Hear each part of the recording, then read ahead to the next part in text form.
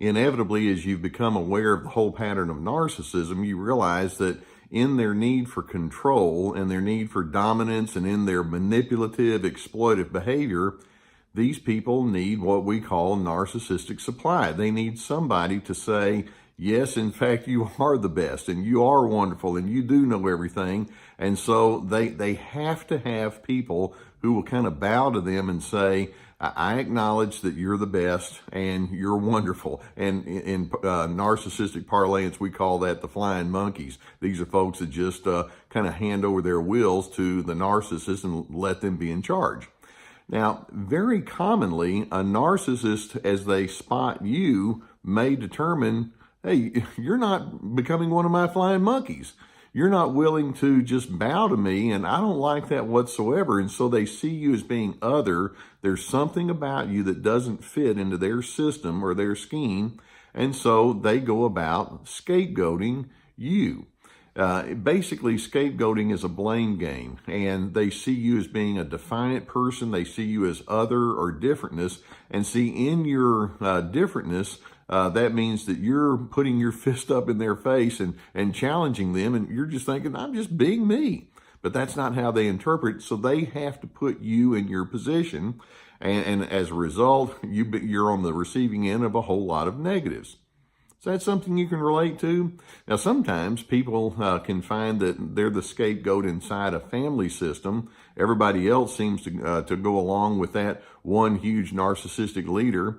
Sometimes it's in a work setting. Sometimes it's in a social group. Sometimes you wind up being in a marriage or a living situation with someone and you've fallen out of favor, and so they want to make sure that they put you in your position. Scapegoating can happen in a wide array of circumstances, and basically it's the narcissist's way of saying you're supposed to be compliant.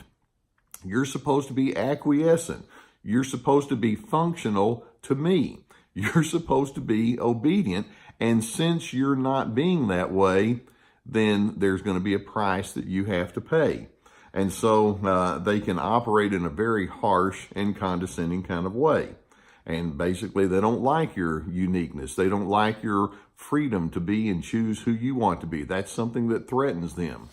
And so I'd like to point out some of the most common behaviors that these scapegoating narcissists can use on you. And I want you to have a high enough awareness of this so that when you see it coming at you, you're going to realize this is not about you. This is a part of their pattern of life that they have not come to terms with. They tend to be very low, self-aware people, and they're trying to make all of these complaints about you when in fact it reveals a lot of emptiness and a lot of misappropriated thoughts on the inside of them. For example, one of the first things that a scapegoater tends to do is they tell lies about you. They have no compunctions about speaking to other people in a very disparaging way about who you are. They may say things about how you've mismanaged things or that you've disrupted relationships or you've made blunders and mistakes, and you're thinking, what are you talking about? I don't even remember any of that kind of stuff happened. But they can have their alternate reality, and they make you a part of their alternate reality in the sense that they just kind of fit you into what suits them. And so if it suits them to make you to look like some sort of incompetent or dishonest or untrustworthy person, it's like, yeah, I'm succeeding because that keeps me in the superior position. Or a second thing that scapegoaters often do, sometimes they just treat you as if you're invisible. When you are engaging with them, and you may just want to interact with them just like all sorts of other folks do, it's like, go away. You don't even exist to me. And so they won't give you the time of day. And they may just give you the silent treatment or act as if you're just some sort of a nobody.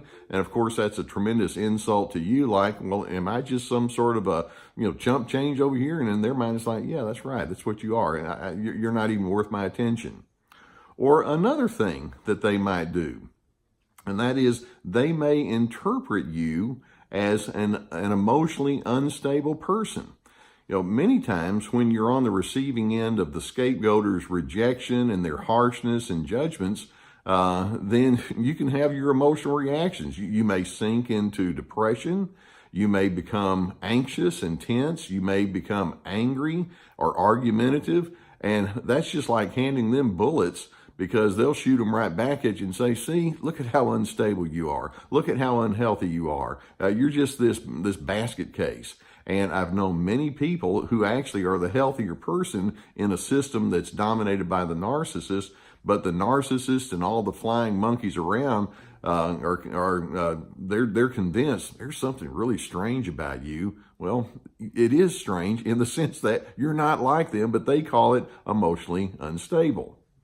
Or a fourth thing that sometimes scapegoaters will do, and that is perhaps they're going to go into a gossip campaign about you and do a smear campaign with people that really, whose opinion really does matter to you.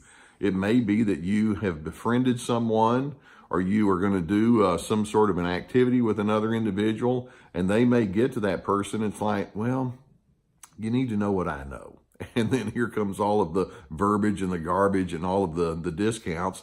And that other person is thinking, are you really that bad? And the scapegoating narcissist is like, yeah, I need to do you a favor and let you know this is a pretty crummy person. And so they have no conscience about just trying to make you look ill and inappropriate to people, but they do it behind your back. And the sneaky stuff is what makes it so insidious. Or a fifth common tactic that scapegoaters do, and that is you become the object of deep judgment. For example, let's suppose that you've succeeded at something, and that person may say, you think you're good, but that proves nothing. You're a nobody. Or let's suppose that you have a preference or an interpretation, and they can look at you and it's like, I can't even believe that people think like you. I mean, where did you come up with that? And so there can be just this discounting judgment where the message is, you will never be good enough. And the good news is you have me to point it out to you. Or a sixth thing that they will do, and that is they can sabotage your efforts to try to make personal improvements. For example, let's suppose that you are wanting to clean up some things around the office and just do some things and procedures that makes things streamlined.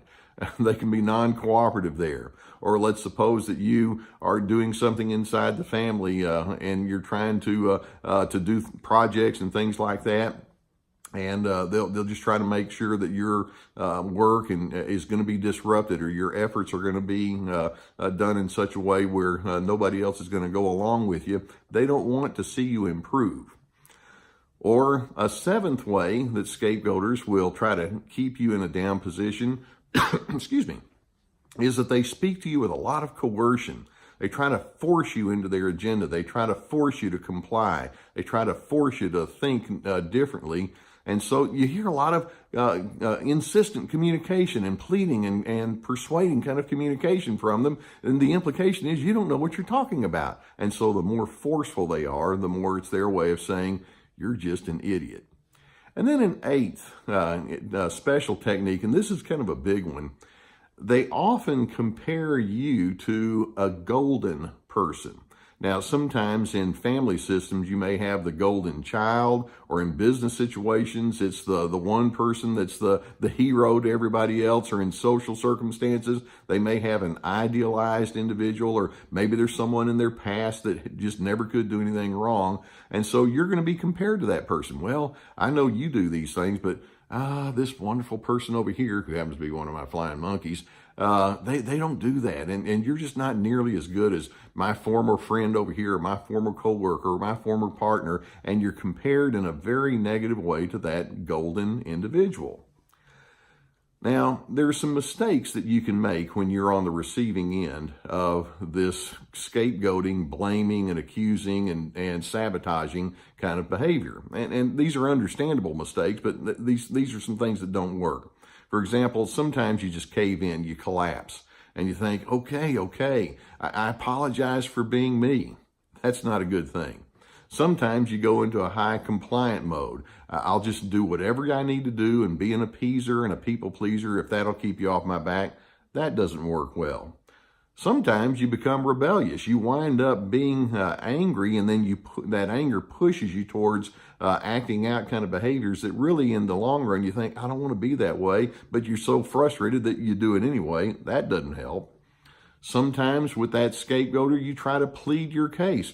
Come on, it's not that bad, or why do you have to do this to me? I wish you would stop it. And never are they going to say, well, now that you put it that way, I guess I will change. They won't. And so stop pleading your case. Sometimes you just argue and argue and argue, which is actually just giving them fuel in their gas tank. So let's close with a few thoughts. First, it is important for you to know yourself from the inside out. What do you believe about you? And what are your qualities and your ingredients that you like and you believe are part of your personal identity? And if it differs greatly from the narcissist, which I hope it would, then anchor down on your thoughts and your beliefs about yourself. In other words, give yourself permission to be the authentic you. You don't have to filter it through what the narcissist says. And then another thought. Cease any kind of illusion that you can and should please that scapegoating narcissist. They are what they are, and they need you to be their foil. What if you just decided, be whatever you want to be? I don't play your game. I'm not into that, and so when you say these ugly things about me, I'm going to let my good character speak for itself.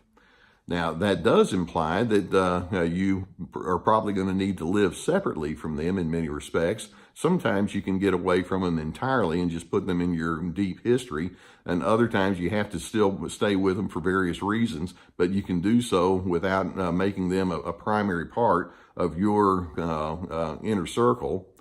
Sometimes you need to use assertiveness, and you need to let them know this is what does work for me, this is what does not work for me. And stand up for your convictions, set your boundaries, set your stipulations, and even if they want to come back at you in their strong-willed kind of way, your assertiveness and your boundaries is your way of saying, I don't take my cues from you. I take my cues from within my own heart and with what makes sense to me.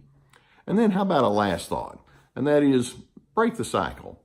The scapegoating narcissist is committed to their arrogance.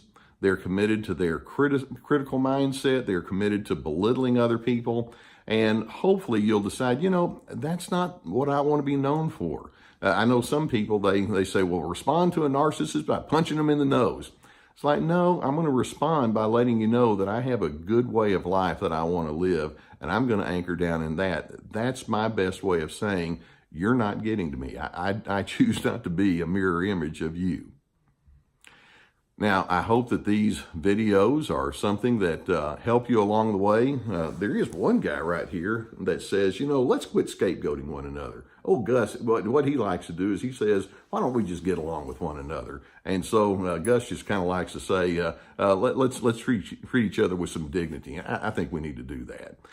If you'd like to subscribe, hit that subscribe button below, and then you'll be advised of when more videos come up. We also have links below the video to some books and some online workshops that you might find helpful. And Gus and I are going to see you next time. Gus is wanting to go chase a squirrel or something. And so we'll see you next time. Thank you for letting me be a part of your journey.